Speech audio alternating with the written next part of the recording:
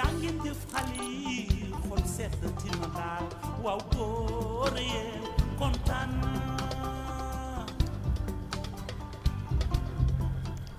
mbokki safoo seen télévision sunu label TV ñu ngi leen di nuyu ñoo amaan mbégte teew fii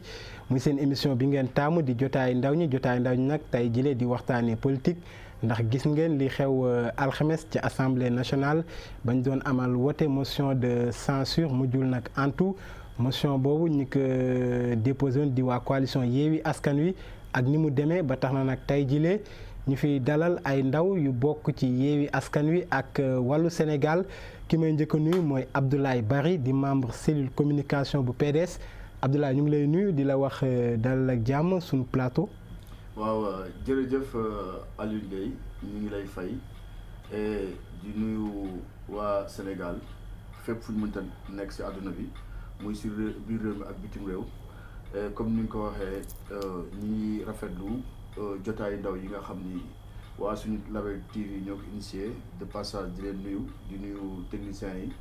ak waa groupe bi yëpp ak sama naataangoo bi nga xam ni moom laa bokkal plateau bi bàyyi rek nga présenté ko. très bien muy wuyoo ci turu Diamé Faye moom nag mooy coordonnateur PASTEF bu université Cheikh Anta Diop bu Ndakaaru Diamé ñu ngi lay nuyu di la wax dalal ak jàmm suñu plateau. maa ngi lay fay Aliou maa ngi nuyu seen téléspectateur yëpp. ñi ci réew mi ak ci ñi bitim réew di nuyu sama naataango bu bari di ñaan rek suñu waxtaan bi njëriñ Sénégal. très bien balaa ñoo tàmbali waxtaan wi dañ leen seetaan élément bi nga xamante ni moom lañ leen defaral mu ñeel nag li tukkee woon ci motion de censure bi amoon alxames gi ca pencu ndaw réew ma motion boobu nag may fàttali ni coalition Yewwi Askan Wi moo ko daal di mujj déposé waaye mujjul antu ñu seetaan ko ñëw tàmbali waxtaan wi. Après son passage à l'Assemblée nationale pour sa déclaration de politique générale lundi 12 décembre, le Premier ministre Amadou Ba retourne encore à l'hémicycle jeudi 15 décembre, mais cette fois-ci, il est sur un siège éjectable. La coalition Yewwi Askan Wi a déposé une motion de censure pour contraindre son gouvernement à la démission. Leur président de groupe parlementaire Birame Souleye Diop expose les motifs. Quand dans un pays, nous avons la moitié des personnes en prison qui sont en détention provisoire, pendant que la présomption d'innocence est une règle qu'on doit respecter, voilà la continuité que vous nous proposez. Vous vous forcez à vouloir aujourd'hui amnistier M. Karim Meïssa Wade et M. Khalifa Ababacar Sall, le premier cité disant qu'il veut un procès juste et équitable où on respecte ses droits. Mais vous voulez l'obliger à une amnistie, dama lay baal par force. C'est la même chose pour Khalifa Ababacar Sall. Ce n'est pas ce qu'ils ont demandé. Monsieur le ministre, Monsieur le Premier ministre, mes respects, avec tout ceci, et notamment les dernières informations sur les rapports des corps de contrôle, vous voyez, pour la lutte contre la corruption, l'OFNAC, ces couleurs du parti PASTEF, donc l'OFNAC qui devient un démembrement du parti PASTEF, ça c'est un ministre de la République qui le dit. L'OFNAC, office de lutte contre la corruption, quels sont les résultats? Et aujourd'hui, une plainte est déposée contre une personne devant la justice. Pendant devant la justice, on l'amène à l'OFNAC pour par hasard lui conférer une immunité. Par hasard, c'est évidemment inquiétant. Avant-hier, ou il y a quelques jours, le Premier ministre des îles Vierges britanniques a été pris. Il a déclaré qu'il était en relation d'affaires avec une autorité politique sénégalaise. Ça, c'est sur la corruption et la concussion. Ça, c'est pour les fonds qui disparaissent, alors que la justice n'a jamais rendu de précisions claires, de conclusions définitives sur tout ce que nous en avons eu, des rapports des corps de contrôle. Qu'est-ce qu'on en fait? Et est-ce que c'est une partie de la démocratie? Est-ce que ça permet de mobiliser des ressources? C'est en vertu de tous ces éléments-là. C'est pour cela qu'en représentant des Sénégalais, porteurs de leur message et défenseurs de leurs aspirations, que nous, signataires, déposons la motion de censure. En conséquence, nous appelons au vote de cette motion de censure. Merci beaucoup. Amadou Ba déverse sa bile sur la motion de censure. La rupture ne signifie pas la cécité volontaire. Pour refuser de voir des résultats tangibles et patents, des résultats qui profitent à nos compatriotes en matière de santé, de bien-être, de mobilité, de formation, de sécurité et de respect de leur dignité. La rupture ne signifie pas non plus le fait de se mettre des œillères pour rejeter ou disqualifier tout ce que vous n'avez pas réalisé. parce que vous n'avez pas encore l'opportunité d'avoir des réalisations à votre actif. Le peuple attend de nous tous une attitude plus patriotique, plus républicaine, plus démocratique, une attitude plus intelligente. Le peuple vous observe, nous observe, mais vous préférez peut-être rester sourd à ces alertes incessantes face aux nouvelles pratiques que vous avez introduites dans le champ politique et dans lesquelles le peuple ne se retrouve point. Libérez le peuple, Yewwi Leen Askan Wi, de la désinformation, de la manipulation, de l'arrogance comme mode de communication politicienne. Libérez le peuple, Yewwi Leen Askan Wi, de la violence verbale, morale et physique comme moyen de pression politique. Après le vote et le décompte des voix, le président de l'Assemblée nationale, Amadou Mame Diop, donne les résultats. À vote favorable. Majorité requise, donc 83, ont voté pour la motion 54. En conséquence, l'Assemblée 55, s'il vous plaît, 55. En conséquence, l'Assemblée n'a pas adopté la motion de censure.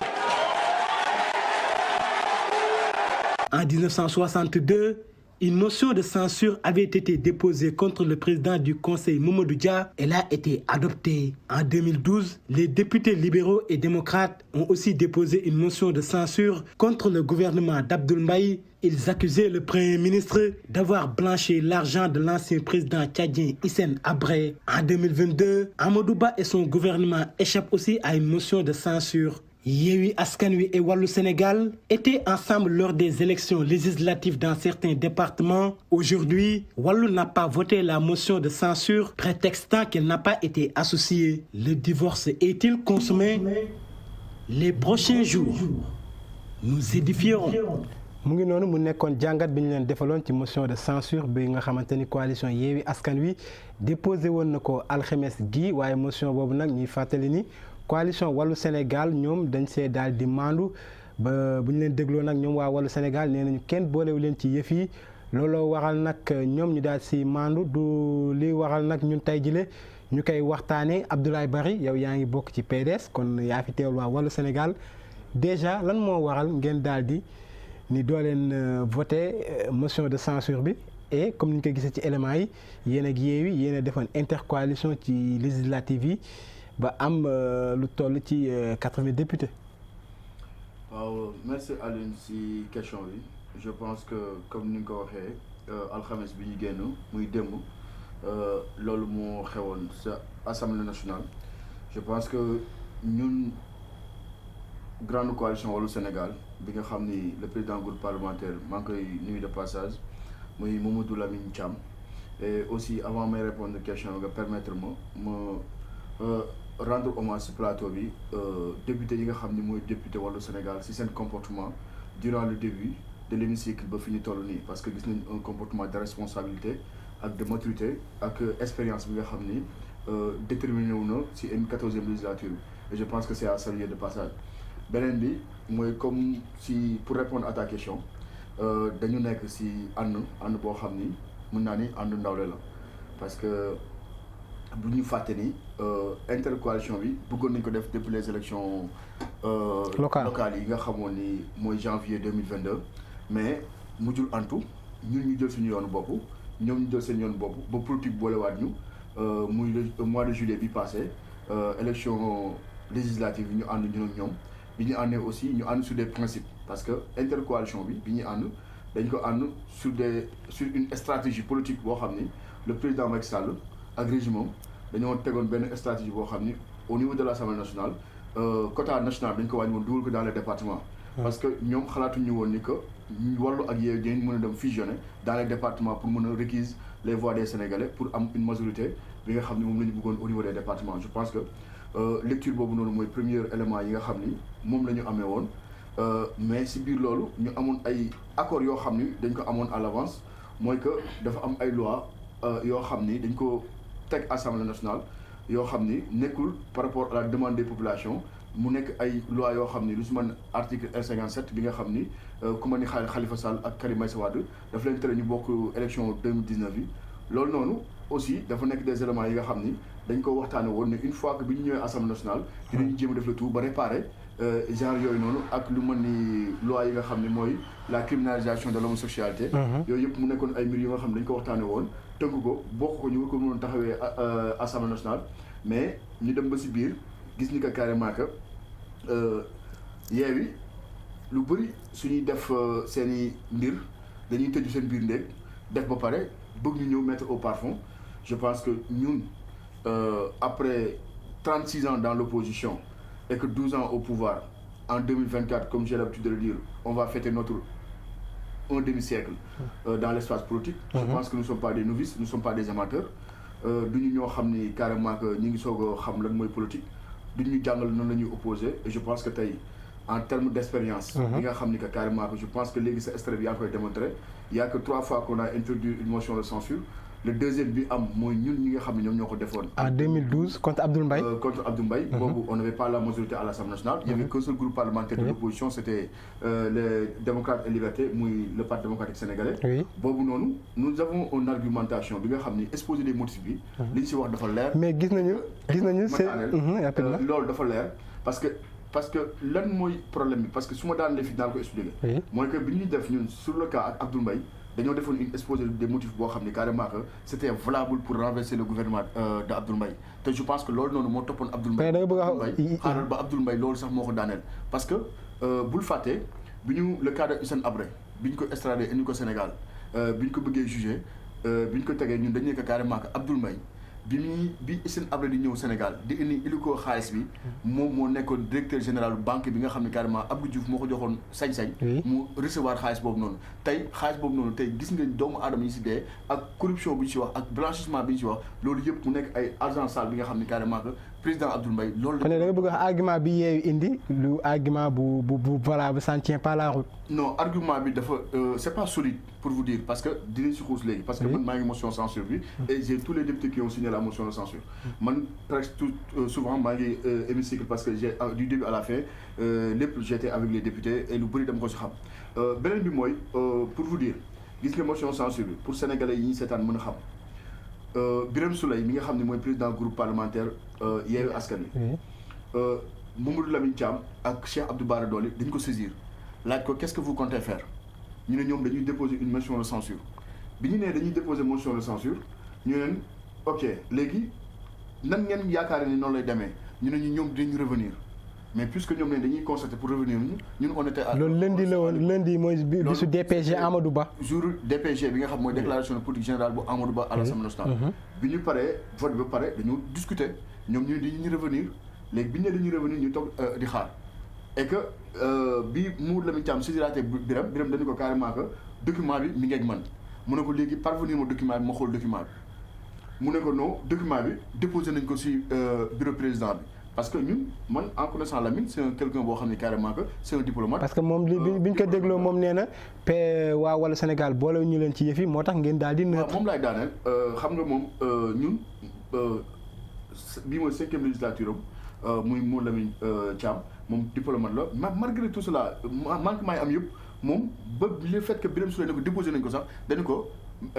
c'est pas grave mais parvenir ma document bi bu ko defee ma xool ban position la ñuy jël par rapport ñu xool contenu bi si nekk parce que nit ki balaa ngay défendre dara wala nga mën a xam ban position nga si jël il faut que nga am document bi lire ko xam su fekkee am na manquement wala leen loo xam mën nga si renforcer je pense que ñun am nañu expérience pour def ko je pense que bi ñu ko laajee loolu dafa ñuy carrément machine am mi ngi biir Assemblée nationale su jotee machine bi dina ko parvenir à notre grande surprise honorable député Mame Diarra Fam moo jël document bi dans la presse balancé ko Mamadou Lamine Thiam moom laa Thiam ne ko lii lan la mu ne ko si presse bi laa ko jëlee Lamine Thiam prend son téléphone appelle Birame ne ko mais Birame comment se fait-il que yow may xaar document bi nga parvenir ma ko on le trouve au niveau de la presse mais c'est une manque de kon yéen loolu moo leen metti waaw parce que loolu dina si ñëwaat waaw non damay daane rek loolu benn la si pàcc bi mais ñun bi ñu toogee xool élément bi nga xam ne que carrément moom la ñuy def exposé des motifs c'était pas solide parce que ñun nee nañu leen su fekkoon ñëw nañ parvenir le document parce que tey gis nañ le rapport des cours des comptes. il a épinglé non damay daan rek il a épinglé des gens yi nga xam ne carrément ñi ngi si régime bi mais tey loolu noonu ce sont des éléments yi nga xam ne carrément mun na renforcer ñoom seen motion de censure bi ñu permettre que carrément ñun dañ si ànd biir benn bokk yaakaar peut-être dina am ay députés même les non inscrits yi nga xam ne carrément muy Pape Djibril Fall ak Thierno Alassane Sall ak Aminata Touré ñoom sax mettre ñu leen au parfum très bien mettre leen dans le bain pour ñu mën a xam lan moo dinañ si ñëwaat Abdoulaye Barry ma jox kàddu gi Diamé Faye Diamé yow déglu nga Abdoulaye Barry seen motion bi nee na du lu solide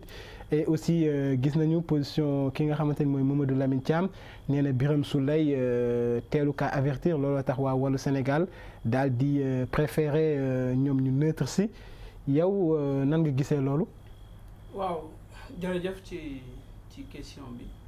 d'abord damay commencer d'abord pour dire lu ñu décidé foofu je n'étais pas là-bas j'ai pas compris. mënuma wax ni Birame Souleye a consulté ou n'a pas consulté. mais man damay wax du point de vue juridique li nga xam ne man au moins jàng naa ko mu nekk sama spécialité droit cons def naa ko Assemblée nationale ak exécutif ak pouvoir judiciaire ñooy 3 pouvoirs yi diriger l'État. L'exécutif c'est celui qui met en œuvre les lois. mën na jël décret daaneel Assemblée nationale aussi mën na voter une loi pour dire que gouvernement bi nga xam ne mooy doxal ñëw ci moom donc dañoo bëgg mu wàcc pour daaneel yow ni ngay doxalee sa politique man d'accord ma ci yaakaar naa ne groupe Yewwi Askan Wi loolu la ñuy exercer te constitution moo ko may maanaam par rapport maintenant à la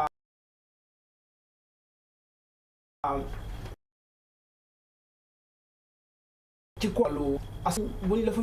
élire rek en tant que député tu es libre tu représentes le peuple kenn mënu la wax ne position bi ngay jël wala position bale ngay jël donc Yewwi am nañ seen initiative ne dañoo gis ne gouvernement bi nga xam ne mu ñu fi toog teg jiite ko Amadou Ba jiite ko gis nañu dañoo laaj ci lu bëri. rapport de la Cour des comptes bu muy wax ni léegi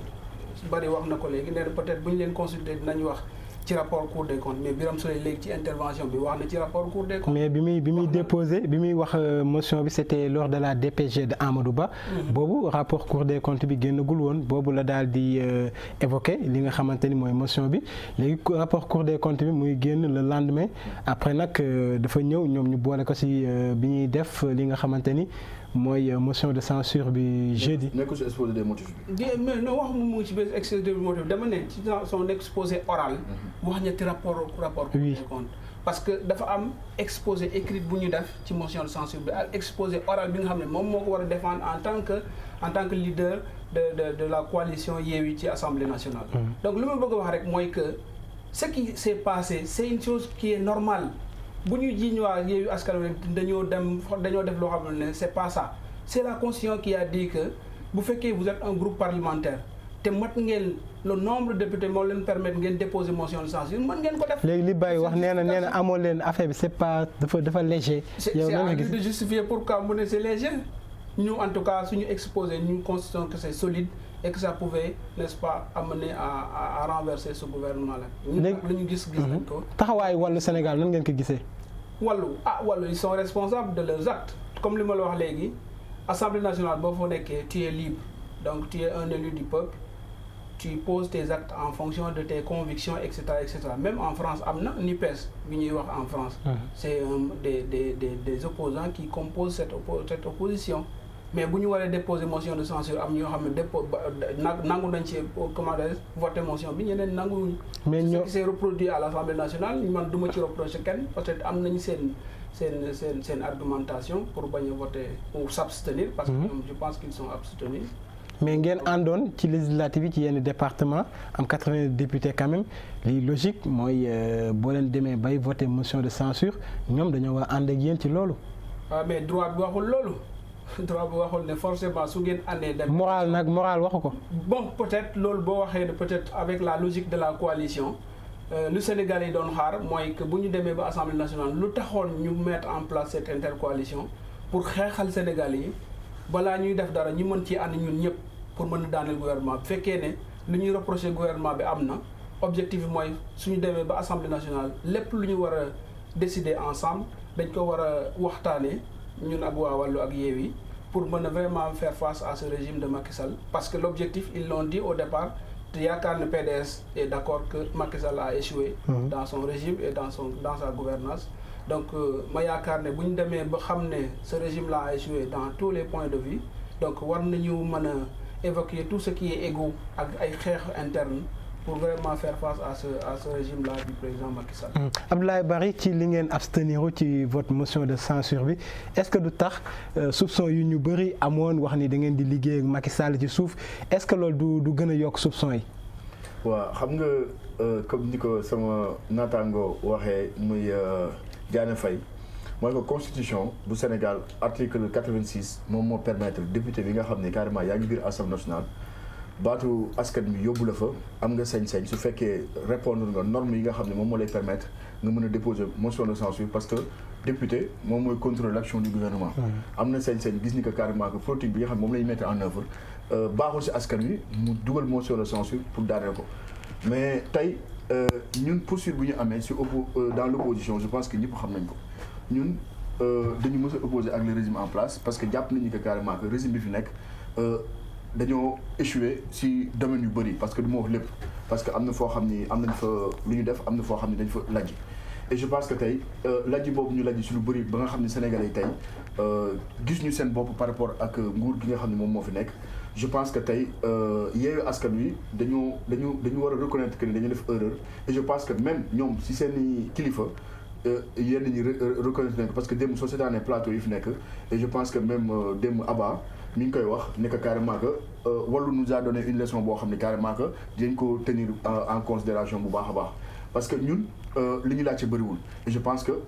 concertation dafa baax si dans un cadre boo xam ni vous êtes appelés à travailler ensemble parce que tey taxawaay Assemblée nationale bi Yewwi mënul am benn taxawaay boo xam ni écarté Wallu wala aussi mënul taxaw écarté Yewwi parce que dañu nekk dans un cadre boo xam ni ñun dañu nekk des opposants parce que opposition mënoo si nekk ba pare ñu naan la carrément que yaa ngi négocier ak ñeneen ak ñeneen et je pense que ñun ku gis suñu posture Assemblée nationale gis ni ñu doon défendre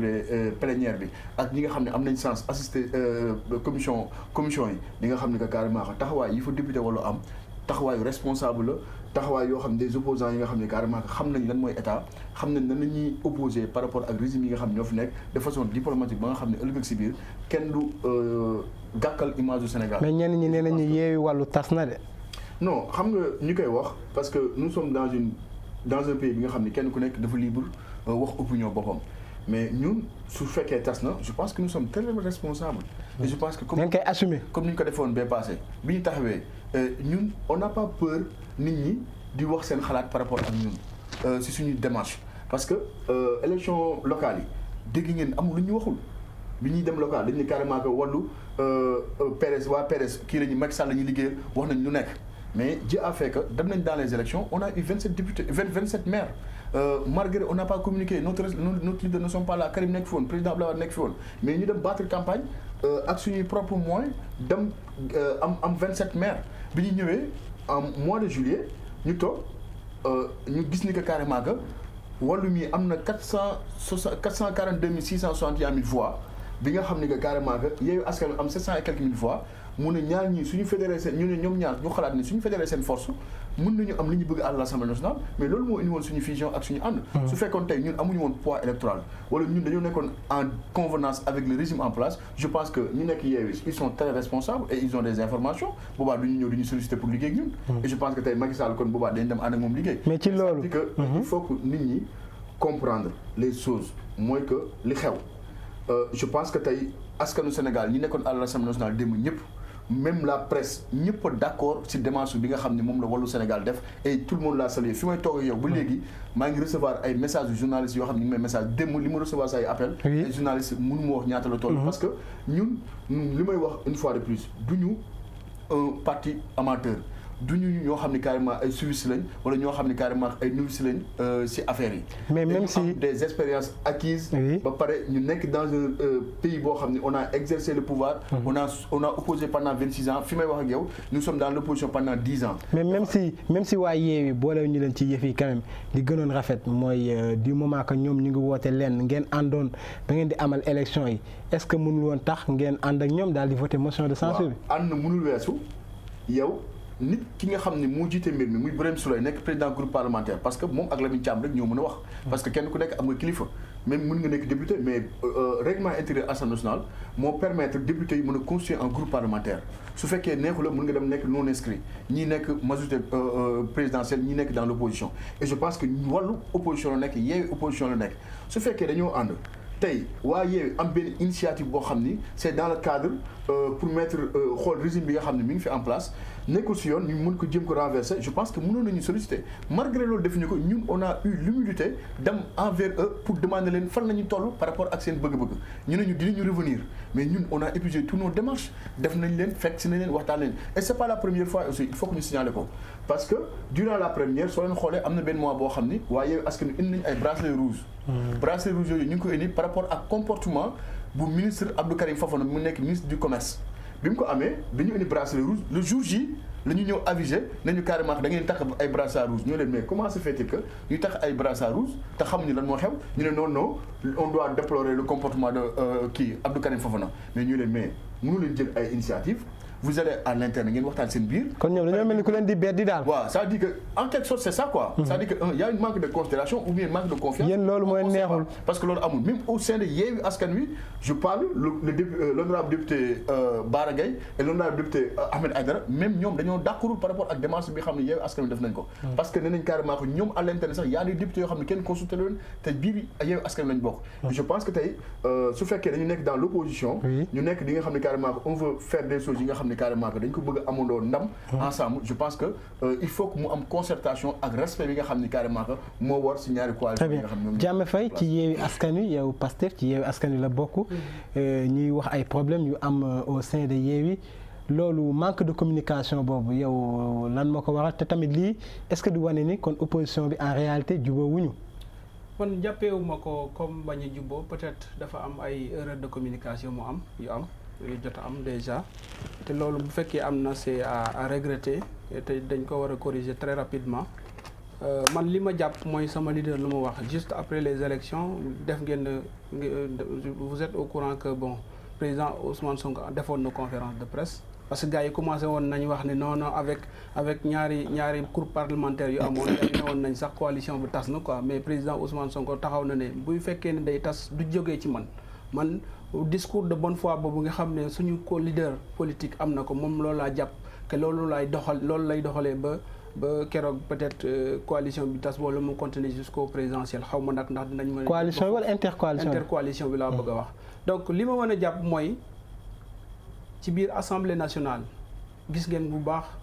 les députés de Yewwi Askan Wi ni ñuy liggéeyee kenn gënul fës ay ñoom Guy Marius Sagna ay ñoom Birame Souleye Diop ak ñoom Abass Fall gis ngeen bu baax ak ñoom Barthélémy le député maire li ñuy liggéey ci assemblée nationale am nañu fula am nañu jom xam nañ lañ la ñuy wax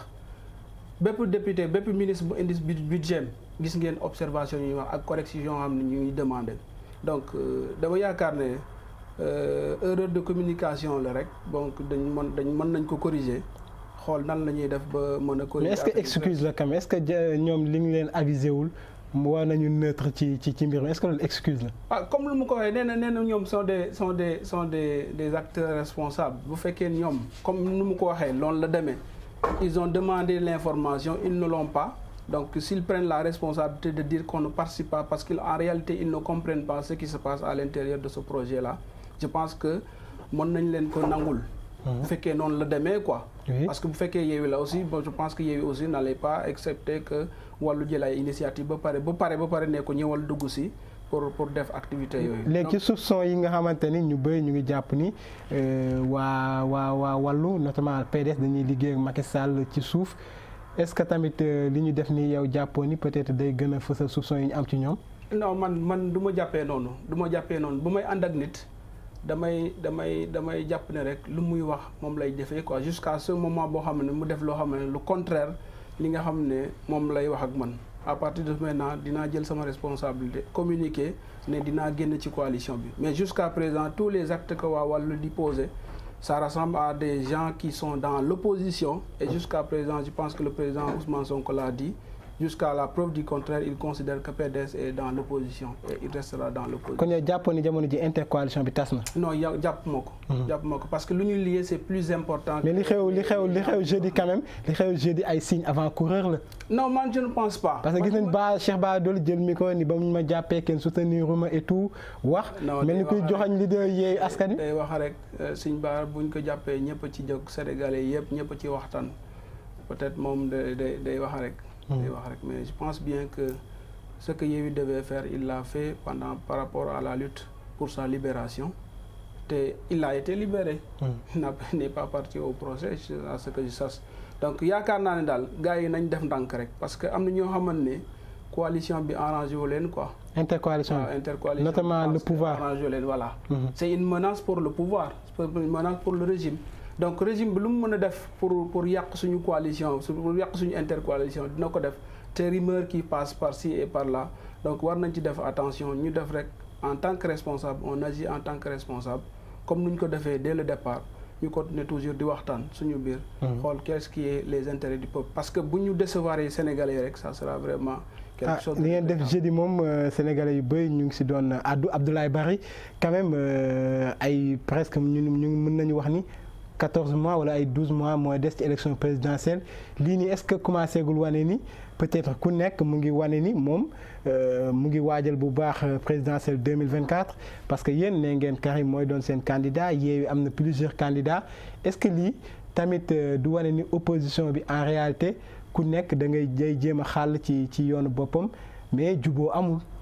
waaw je pense que sama frère Diané wax na ko dafa am loo xam ne je pense que manque de communication am na et aussi responsable yi nga xam ne ñoo fa nekk ñu jàpp ni que carrément que ànd dafa war a nekk loo xam ne ànd nawleel et je pense que hier bi ma suivre Abba nee naa ça veut dire que ñoom si boppam nangu nañu que carrément que loolu lu am la parce que tey Abba nee na ministre kii Victorine mi ngi koy wax ni ko carrément que ñun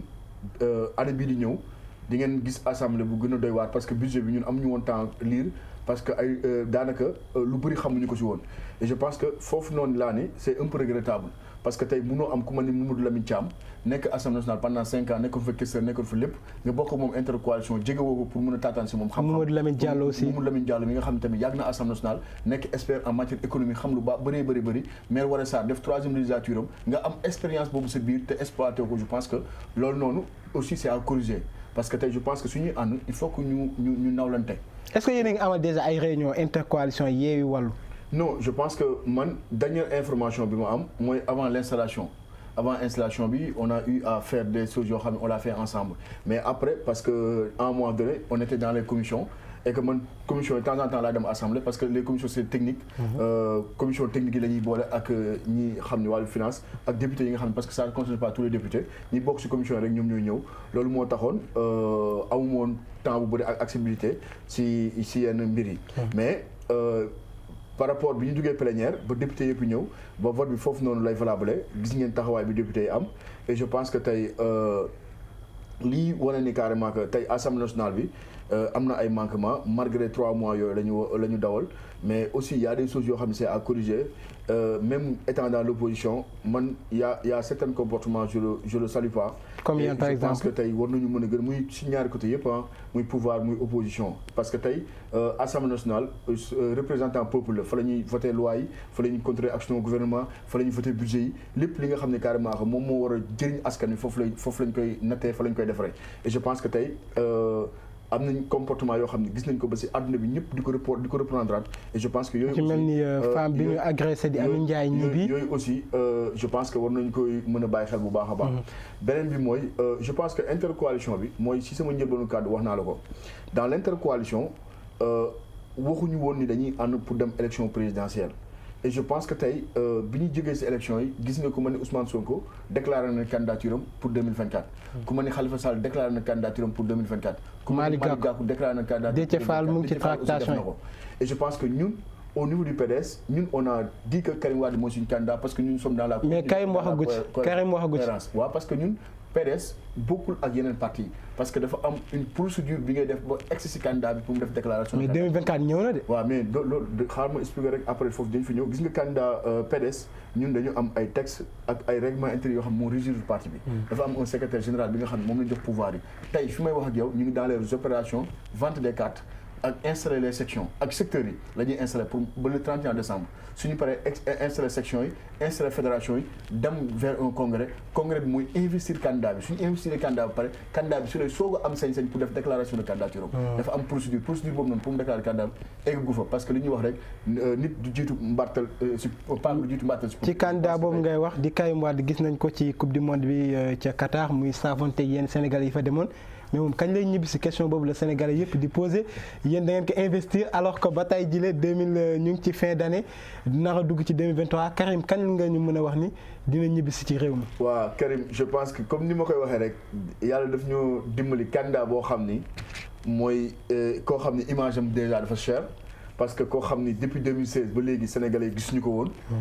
koo doon wax maanaam la Karim na def vidéo 30 secondes na Karim génne photom bu yim ñëpp di laajte et je pense que tey malgré le premier match du Sénégal avec les Pays-Bas ñu am défaite Sénégalais yi digérer défaite bi par rapport ak image yu Karim Wade bi ñu gis mu nekk mbégte ci Sénégalais yëpp. parce que man li ma jot ci appel ak réseaux sociaux yi soo xoolee nit ñi Sénégalais dem nañ ba fàttali ni Sénégal dañ ko gagné ci match boobu noonu parce que gis nañ Karim ni mu wàccee dem saafoonte ak supporters yi wan ni que Karim ñu ne ko namm nañ le président ñibbi ci Sénégal et je pense que tey Karim dafa nekk ci liggéey boo xam ni moom moo ko bàyyi Qatar fi may wax ak yow nii coupe du monde bi lépp lu jëm ci wàllum organisation moom ci la bokk et je pense que tey si mbir moom lay continuer final bi dimanche la incha allah. kañ lay ñibbisi. non dina ñibbisi incha allah il sera là loolu moom. parce que instant yi candidat yi ku nekk ngi xaalal sa yoon. bu yéexee ñëw est-ce que du tardé. non xam nga Karim lu tax mënul tardé parce que tey sens bi ñu am chaque jour dama koy répété di ko répété waat Karim dafa am appareil politique am sens bi nga xam ne carrément que mooy le président Abdoulaye Wade et que je pense que tey sens yooyu noonu su fekkee da nga ko am.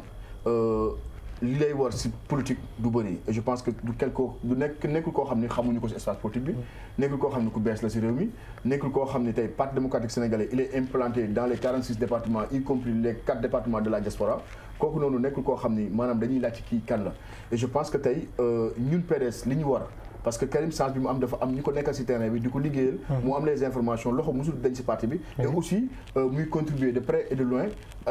xalaatam léppam parce que si fàttali Karim moom mooy le secrétaire général chargé de l'organisation et de la modernisation et stratégie du parti lépp lu ñuy def nii lépp loo xam ne li ngi jëm ci avancement parti bi ak doxalinu parti bi moom mooy dégager les stratégies bu président Wade su validé stratégie boobu la ñuy déroulé et je pense que c'est stratégie boobu la ñu nekk te moom la ñuy déroulé et très bientôt incha allah suñu paree parce que le 31 janvier incha allah si lañ boucler lépp li nga xam ne mooy suñu vente des cartes ak installation fédération yëpp suñu paree nag boobaa dañu mën a wax ni que carrément Sénégalais Karim Wade kañ la ñibbi si Sénégal bu ko ñu teeru ko dem aéroport jël ko def ko suñu secrétaire président très bien Diamé Faye dégg nga li mu wax ça veut dire que yéen opposition bi ku nekk rek moom li ko sa candidat moo ko ñor ku nekk fi mu bokk lay jéem a défendre même ci Yewwi gis nañu seen ànd bi à la limite même c'est un peu incohérent parce que coalition ngeen am ay plusieurs candidats loolu aussi ça pose problème. coalition Yewwi Askan Wi pacte bu ñu signé woon présidentiel bokk ci. dañu waxoon local yi législative yi après le présidentiel yi ku mën a dem ku mën a jàppale keneen tamit nga dem jàppale ko. pour la procédure bi nga xam ne suñu président ci la jaar déclarer sa candidature ñun noonu la ñuy defee c'est-à-dire man su ma neexee sax ma déclarer que man candidature la je suis candidat pour Pastef. mais après dañuy def élection c'est-à-dire on recueille tous les candidats ou toutes les candidatures du parti ñu doon dem congrès nag élire ki nga xam ne mooy représenter le parti. naan primaire voilà primaire ñun loolu la ñuy doxalee donc jusqu'à présent Sonko est dans les règles parce que suñu statut noonu la ñuy doxalee. Karim maa ngi ñaan yàlla mu ñibbisi ça fait partie déjà ci li nga xam ne président Sonko mu ngi koy xeex depuis très longtemps boo dégloo ay discours Sonko chaque fois lay wax ne c'est Macky Sall qui a exilé Karim. et qui a empêché Khalifa Sall d'être candidat. bu ñëwee ba du leen xatal et cetera. bu ñëwee ba du leen xatal. Pas du tout nous sommes dans une démocratie te démocratie peuple bi mooy élire le président de la République ku nekk da ngay joxe sa li nga xam ne mooy sa programme dem won ko Sénégalais yi jéem koo jaay Sénégalais yi bu Sénégalais yi nangoo votel la nga nekk président la bu nangul tamit nga waajal sa bopp rek ñëwaat waxaat leen aussi parce que Sénégal rek moo ñu ñor ku ñu defar Sénégal moo tax ñu jóg. te yaakaar naa ne le projet de PASTEF bu ngeen xoolee trajectoire du PASTEF bien vrai que nous sommes un parti qui n'est pas ancien dans l'arène politique mais boo xoolee trajectoire PASTEF xam ngeen ne bu baax ne le président Sonko est aujourd'hui l'unique opposant qui peut faire face au président Abdoulaye Macky Sall. Ça c'est certain. Mais boo xoolee en 2017 on était passé avec le plus fort reste pour am benn député. Aujourd'hui on a combien? Plus de 50 députés. 53 députés exactement. En moins de 10 ans gis nga ñun on a multiplié notre score en combien de fois? Cela veut dire que Sénégalais ñu ngi bàyyi xel le président Ousmane Sonko parce que discours bu mu andi ak le nouveau projet bi nga mu andi moom la Sénégalais doon xaar surtout la jeunesse. mais ñenn ñi jàpp ni bu ñu demoon ba amnistier Karim Wade ak Khalifa Sall ñu bokk ci nekk ay candidats en 2024 est-ce que loolu du wàññi doole Sonko. parce que ñu bëri dañoo jàpp ni Sonko dafa ñëw fekk fii y avait un vide total moom nag mu daal di occuper le terrain. non fekk fi vide total jamais loolu d'ailleurs il l'a dit dans ses propos nee na déjà Karim mosul génne loxoom ci parti bi. Bien vrai qu'il est absent mais c'est l'absent le plus présent au Sénégal comme ni mu ko waxee dans ses propos. Donc Khalifa aussi est dans l'arène politique mais c'est par des mesures juridiques que Macky Sall a créées et que nous fustigeons. Nous on n'a jamais été d'accord par rapport à ce que Macky a fait sur Khalifa Sall et sur Karim Wade et nous serons jamais d'accord sur ça. Mais yaakaar naa ni bu ñu leen n'est-ce pas réhabiliter ñu delluwaat ci biir langue politique bi. Je pense pas que ça puisse affecter les résultats que Sonko mën a am ci présidentielle en 2024. mais day gën a ubbi aussi. day gën a ubbi ñu xam kan mooy kan langue bi gars yi xam ne kan mooy kan. te yaakaar ne c'est pas l'intérêt de Macky Sall bu fekkee dafa. mais est-ce que tamit au contraire du nekk intérêt Macky Sall bis bu tenté troisième mandat wala mu supposons mu am dauphin seen tas bi ku nekk jël yoonam est-ce que donc peuple du wax ni opposition bi xamul fu muy taxaw daal di choisir Macky Sall wala son candidat. non man gisee wu ma ko noonu man li ma gisee mooy bu ubbee affaire yi. ku nekk bu demee cela veut dire que moom le résultat bu Macky Sall day wàññeeku te opposition bi defe naa ne ils sont tous d'accord que le premier qui sera deuxième ou premier qui bu war a dem deuxième tour opposition bi dañ koy jàppale. te Macky Sall bu dof la ba bàyyi Karim ak Sonko deuxième tour la jëm te yaakaar ne bu demee deuxième tour dañ koy baat. Abdoulaye Barry yéen supposons ngeen bokkoon ci langue gi dem deuxième tour est-ce que di ngeen soutenir le candidat de l'opposition? non egguñ ci hypothèse boobu noonu pour le moment juste sama frère Diaré laay wax rek je pense que tey su fekkee wàllum projet soo ko mënu fi indi projet bu bees vis-à-vis des Sénégalais et je pense que tey un destin pour l'Afrique li mu fa jël comme terme de référence pour son projet je pense que xam nañ ko et le président Abdoulaye Wade waxuma le Sénégal sax mais en Afrique li mu tënk ci bataaxal pour développer Afrique un destin pour l'Afrique tënk na lépp et Karim Wade par rapport ak son expérience bi nga xam ne am na ko ci biir Sénégal en état des ministres bi nga xam ne projet bi am muy stabilité courant bi ak son plan Takkal wàllum infrastructure li mu fi indi Dubai Port World bi nga xam ni dem nañ ba am un corps compétitif au niveau de l'Afrique de l'Ouest parce que bu njëkk ba ñëpp orientation bi c'était en Côte d'Ivoire et Karim Wade aussi gis nañ ci infrastructure ba ci aéroport bi nga xam ni carrément mooy aéroport Diass modernisation bi mu am ci biir Afrique de l'Ouest je pense que tey dafa nekk koo xam ne il a beaucoup fait pour le Sénégal et que mu am expertise ak xam-xam am carnet d'adresse boo xam ne au niveau international tey ki nga xam ne Qatar ci ay wàllum jëflante ci àdduna bi naari posture ak position bi ñu am ci àdduna bi ñëpp tey foofu la ñuy orienté wu moom mu nekk ak ñoom di liggéey ak ñoom am seen confiance ci wàllum finance di def ay montants financiers nekk ci wàllum organisation kooku noonu je pense que tey Afrique a besoin de son fils bi nga xam ne carrément doomu sénégalais et c'est le fils de l'ancien président de la République. Oui. Le président Abdoulaye Wade et je pense que tey kooku noonu li ñuy wax rek doomu adduna bi ñeneen di ko jëriñoo alors que Sénégal mënul bénéficier. mais moom lañ doon woowee à l'époque ministre du ciel et de la terre ci portefeuille ministériel yu bëri yi mu yoroon ñu bëri doon wax di doon pasaree alalu réew mi tamit est-ce que sénégalais mën nañ fàtte loolu. waaw xam nga pasar alalu réew mi dafa nekk loo xam des discours yoo xam ne carrément comme li ñu wax les sénégalais dañ leen yóbbu dans des divertissements ak dans des orientations yoo xam ne ils ne maîtrisent pas tey Karim Wade tey kan moo mën a génne loo xam ne carrément si pasar alum réew koo xam ni yow ancien doomu président nga demal nga xool en Afrique tous les anciens fils du président nan la ñuy dundee seen vie dans des jets privés dans des soirées si ay affaire yu ñàkk fayda lañ leen gis di leen def sur les réseaux sociaux doo tapé fenn foo xam ne da ngay gis Karim Wade sur des futilités yoo xam ne carrément que day descendre image am c'est quelqu'un boo xam ne carrément son image ça vaut un prix extraordinaire pour lui parce que dafa jàpp ne que carrément que il n'a pas droit à l'erreur parce que c'est un fils d'un ancien président de la République koo xam ne carrément que il aspire à être un président de la République am na yenn yoo xam ne du wàcc image am du def yenn comportement yoo xam ni ëllëg ak si biir sénégalais dañ koy xeeb xam na fi mu bokk xam na li mu bëgg xam na fi mu jëm xam na ñan lay jëflanteel et je pense que c'est très important dafa am ay vertus yoo xam ne dafa nekk si moom et je pense que sénégalais yi dañu nekk dans une situation boo xam ne tey carrément je pense que wax na ko en 2019 ñëpp a leeroon ne que carrément Karim su bokkoon si élection yi kenn mënu ko woon tere jël présidentielle bi parce que dafa amoon tous les atouts nécessaires pour gagner boobu noonu beneen bi mooy soo xoolee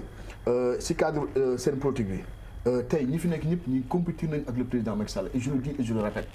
amul kenn ku mës a bañ a faire face ak le président Macky Sall Ousmane Sonko il a compétit combien de fois avec le président Macky Sall en 2017 en 2019 en 2022 deux fois. te am na mu ngi gis nañu échelon bi mu commencé am échelon am na mais il n'a jamais renversé Macky Sall. échelon ak kon yow jàpp nga ne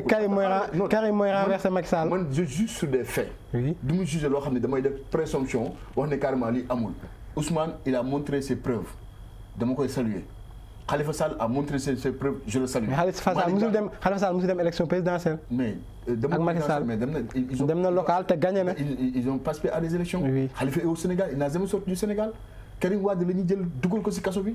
Cessement bi ñuy perdre pouvoir en 2012 mu jóge Angleterre jaar France ñëw Sénégal ñu tëj ko ci kaso bi. léegi yow bu ñu 3 ans et demi ñu jël ko exilé ko. nga jàpp ni bu ñu ñibbisi woon nii est-ce que du dabe ndax fekk na terrain bi occupé nañ ko. yàlla Sonko woon fii ak sa coalition ñoom Khalifa et tout nga jàpp ni bu ñu ñibbisi woon ci réew mi Karim du nekk trop tard du moment que terrain bi am na ñoo xamante ni ñoom ñoo ko occupé comme ni ma ko waxee léegi moom Ousmane Sonko ak Khalifa ak ñeneen. Alioune xam nga ñun on marche lentement mais sûrement dañu xam fi ñuy jëm et on n'a pas besoin nous réagissons comme des philosophes le philosophe c'est quelqu'un qui boite quand tout le monde marche normalement ñun xam nañ lan mooy suñu objectif ak fan la ñu jëm le président Abdoulaye Wade nous a réunis wax ñu une chose boo xam ne carrément dañ ko gëm c'est une conviction vous avez perdu le pouvoir je vais vous amener je vais vous faire revenir au pouvoir c'est une conviction gëm-gëm la c'est un projet qui est là. te Karim mooy dem ci pouvoir. Non Karim c'est notre espoir ñun ñoo porté Karim c'est nous qui avons choisi Karim parce que dañoo toll dans le pouvoir mu am des ministres yi fi nekkoon ñoo xam ne carrément que sénégalais yi gëmuñu leen ñu nekkoon trahir le président Abdoulaye Wade def une mauvaise gestion dañ koy reconnaître il y a des ministres yoo xam ne. te ñu bëri tey jii ñu ci Macky Sall. ñooñu ñëpp dañoo dem génn si ñun dem maywaat parti bi respirer mu amaat des nouveaux têtes ay mouvement karimiste jóge fu nekk comme des champions naître ñëw porter le flambeau de Karim Wade gëm ni que Karim Wade dafa nekk koo xam ne carrément que on a espoir sur lui te mu viser sur la jeunesse. ñun dañ ko daan fekk 100 mètres li ñu doon wax moo ñu doon assuré dañu vous êtes des jeunes dem leen ngeen jàngi ngeen soxla dañoo soxla xam-xam dañoo soxla ay jeunes yu am xam-xam ëllëg ak si biir su ñëwee réew mi bu ko defee ñu bañ ñoo xeeb. Et je pense qu'il nous a toujours invités à aller ñu jàngi ji ñi dem dans les sections ñu dem liggéey ji. ñu bañ a ñëw toog parce que dafa ni c'est une affaire juridique j'ai des avocats qui vont le gérer. kon yow jàpp nga ni bu ñu ñibbisi woon ci réew mi actuellement dem présidentielle moom moo koy jël. non on n'en doute pas man moom dama si am une conviction une assurance sûre.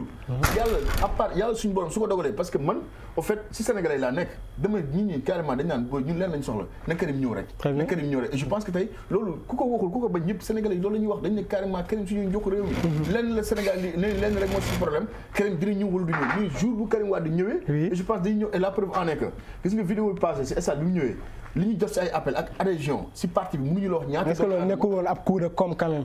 non c'est pas un coup de com c'est un sénégalais boo xam ne sénégalais namoon nañ ko. et je pense que tey def na li mu war a def ñëw na si sénégalais saafonteeg ñoom war na leen carrément je suis là et très bientôt je vais rentrer au Sénégal. ñëw ñu àggale suñu projet pour defar Sénégal. Jammeh ci li mu wax Karim Wade bu ñibbisi woon quand même. en tout cas am na kat yu bëri yoo xamante ne. voilà nañ ko Karim dina ñibbisi ba léegi gisaguñ ko mais am na ay éléments yoo xamante ne foog man d'accord maag ci moom bu mu waxee ne bon. Sonko mënul proposer benn projet bu différent boo xamante ne ñun lu fi nekk déjà donc je pense que Sénégalais yëpp gis nañ que le discours de Sonko bu muy am actuellement mosul am benn acteur politique bu ko mos a am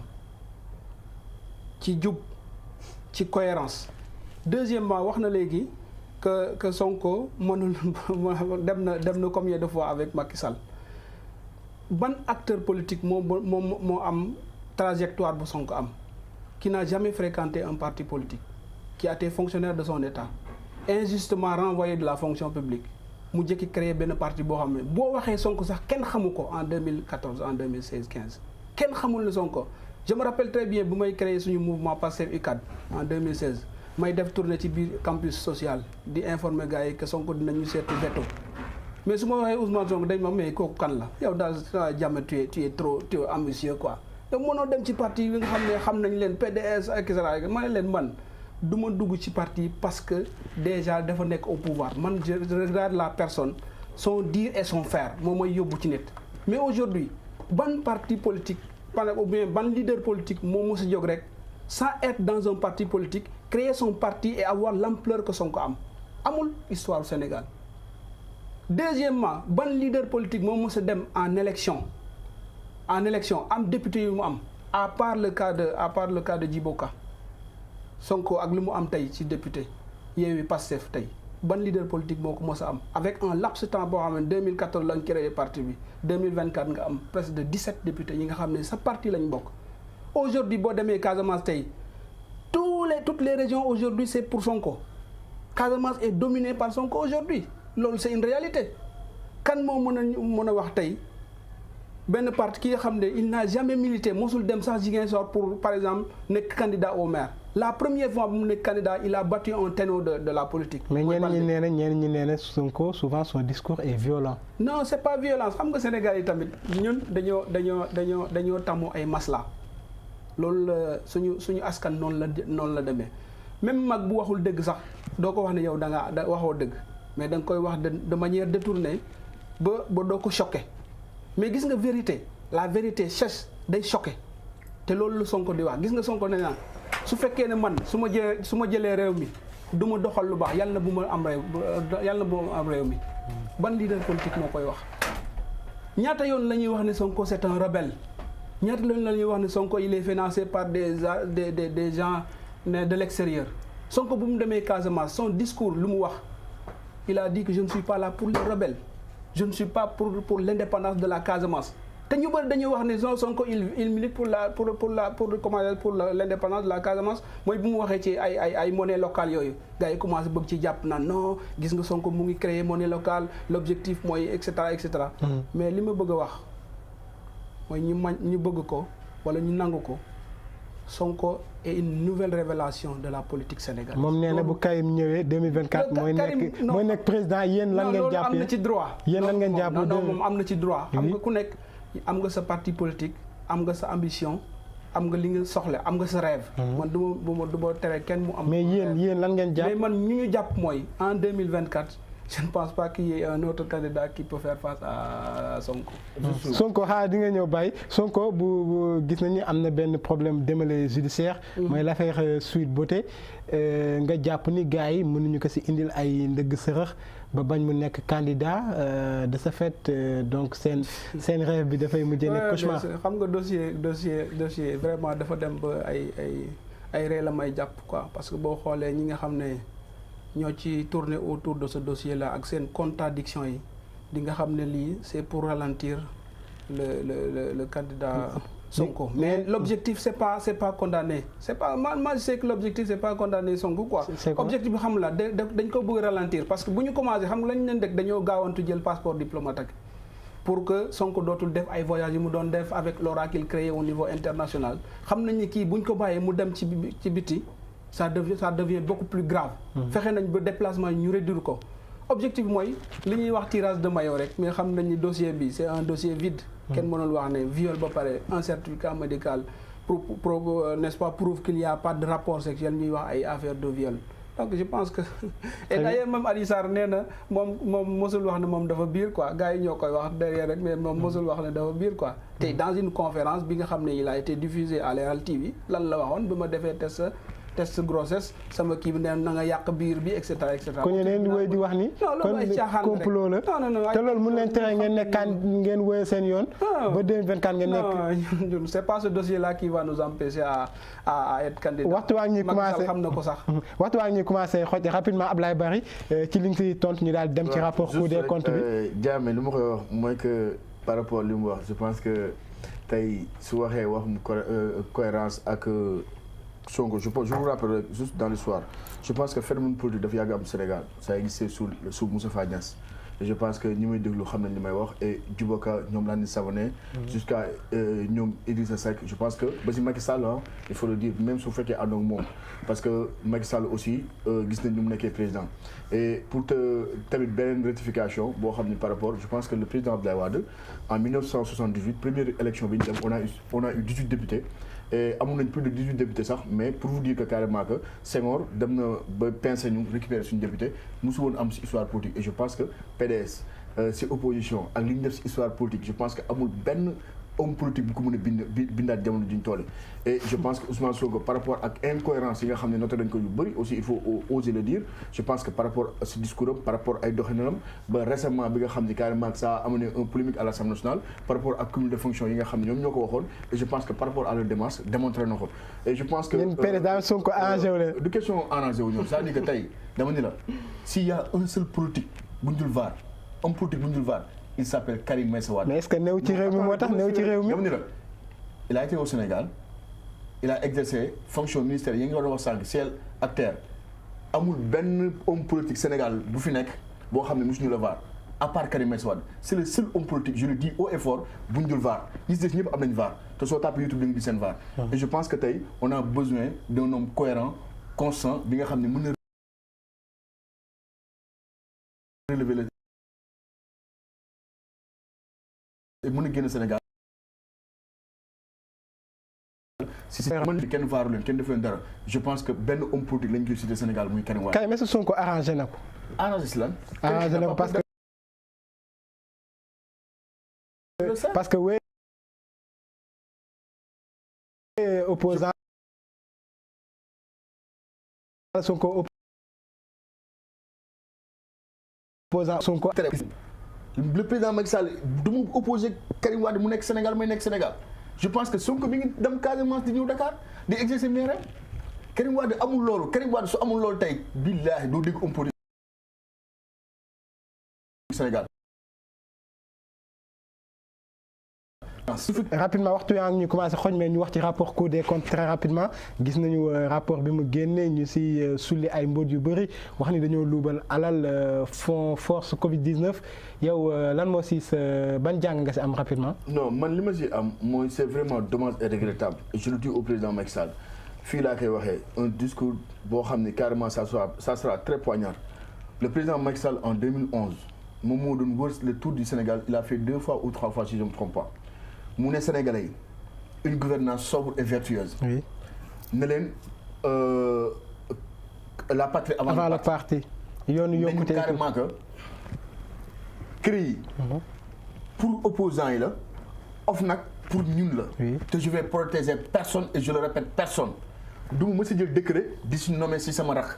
sama njaboot. et je pense que on a vu Mansour Faye. on a vu Adama Faye gis nañ Alioune Sall y compris beaucoup ñoom Timbo ñëpp ñëw ne famille ñëw nañ ñaar ci gouvernement bi et je pense que tey man Covid bi ci njëlbeen parce que ça dafa permettre Sénégalais ñu xam lu bëri parce que bu leen fàttali autosuffisance en riz dañ ko waxoon en 2017 en 2019 bi Covid bi amee Sénégalais dañu doon wut ceeb ci àdduna bi ce qui veut dire que carrément que ñoom chiffres yi ñuy yor ak li ñuy gëmloo Sénégalais ak la réalité c'est 2 choses différentes tey soo xoolee tamit prix yi enflamme actuellement. tey inflation bi am tey par exemple tey suukar amul fuy gis suukar si biir Sénégal. suukar amul Sénégal. dara amul Sénégal parce que un gouvernement bi nga xam ne carrément nga ni Sénégalais yi sonnuñu Sénégalais yi yow la ñu gëm ba tey. léegi yow lan nga si sàkku lan ngay sàkku ci rapport Cour des comptes. non rapport Cour des comptes je pense que tey ñoom ñoo taxaw ne Karim Wade dafa sàcc alalu Sénégal. ñu jël ko tëj ko si kaso bi génn ko réew mi. ne Khalifa Sall dafa sàcc ñu tëj ko si kaso bi. je peux pas concevoir ñu nekk dans un pays bi nga xam ne carrément dañoo ni y a une justice indépendante. ñu jël ay opposants fekkee quand il s'agit d'une question des opposants ñu jël leen taxañ leen yàqamti dossiers yi gaaw leen liquider leen tëj leen si kaso bi. alors que su fekkee ñoo xam ne njabootu Macky Sall le président Macky Sall ne dama say teg sama conc tey je pense que l'affaire de Prodac la 49 milliards yi xew ñu dégg nga gis ngeen fi carrément que coude bi nga xam ne carrément que Cheikh Omar Anne dem di jënd ay kilo ñebe 4000 francs ñu gis ni que carrément que Mansour Faye plus de 90 milliards yi nga xam ne carrément bu léegi leeru Sénégalais et je pense que tey Alioune je pense que Sénégalais yi Sénégalais yi lii lañ gënoon soxla ñu xam ko parce que tey lii dafa nekk loo xam ne askanu Sénégal la parce que tey mënuñu nekk un régime bi nga xam ne carrément ay affaire secret de défense loo xam ni maanaam ñun suñu sécurité publique la ñu jël ay alal di wax ay ministre de l'environnement bi nga xam ne question bi ñu koy évoqué dans les commissions ministre bi ñu ko waxee xaalis dafa ne xaalis boobu nekkul ci man parce que man aw ma loolu amee ma ko sama kii ñu modifier le rapport au niveau du plénière indi ñu beneen rapport boo xam ne carrément moom moo amul je pense que jël ay nit koo xam ne dafa am benn ku jigéen am ay sociétés yu bëri je pense que c'est que war naa am temps pour waxtu wee ñu commencé xooj mais dinañ si ñëwaat Diame Faye très rapidement looy wax ci rapport Cour des comptes rapidement mais je pense que Sonko lu muy daj ci ay pression Sénégal amul benn homme politique bu ko mës a daj ci Sénégal te malgré tout il fait des résultats maintenant par rapport au rapport Cour des comptes force Covid-19 gis nañ ñëpp Sénégal yëpp gis nañ détournement yi fi am te loolu yàgg na te je pense que Ousmane Sonko je pense que c'est presque chaque jour mu wax ci OFNAC gis ngeen porte plainte gars yi ne ko amoo droit porte plainte titre foncier 94 milliards gis nga coow lu mu andi même assemblée nationale lu tax ñu dàq ko parce que dafa ne assemblée nationale du payer impôt loolu tax gars yi dàq ko mun ne man li ma wax nii c'est pas un secret c'est dans le site du ministère c'est dans le site de l'assemblée nationale donc dama yaakaar ne ñiy xeex corruption aujourd'hui Sonko est parmi les premiers sénégalais yi nga xam ne mooy xeex n'est-ce pas la corruption ak détournement des fonds te defe naa ne gars yi dañu war a dem dans le sens de condamner les personnes wax na ko léegi la CREI avait visé 25 personnes ñaata lañ ci condamné aujourd'hui Macky Sall protège ses proches et condamne les autres waxtu yi jeex na di la jaajëfal Diame Faye ngay coordonnateur Pastef UCAD di la jaajëfal sa teewaay ci émission bii di sunu jotaay ndaw ñi merci beaucoup jërëjëf Aliou maa ngi gërëm Sénégalais yëpp di leen jox peut-être rendez-vous la prochaine fois. Très bien Abdoulaye Bar yow aussi ma lay jaajëfal membre cellule communication PDS parti démocratique sénégalais. maa ngi lay jaajëfal Aline bu baax di rafetlu vraiment invitation bi et aussi di gërëm ñi nga xam ne ñooñu doon seetaan di ñaanal aussi le président Abdoulaye Wade yàlla may ko gudd fan ak wér Karim Wade ñibbi si jàmm Sénégal et di nuyu techniciens yi ñi nga xam ne ñooñu permettre émission bi am di nuyu sama naataango Diane Faye di rafetlu vraiment jotaay bi et je pense que lépp lu ñu fi wax rek yaakaar naa dina jëlee askan li fi jum rek ñu ngi jégalu ñëpp ah. mbokk yi ñoo meen mbégte doon leen présenter émission bii di jotaay ndaw ñu leen di jox dig daje samedi gën a ñu jëm bu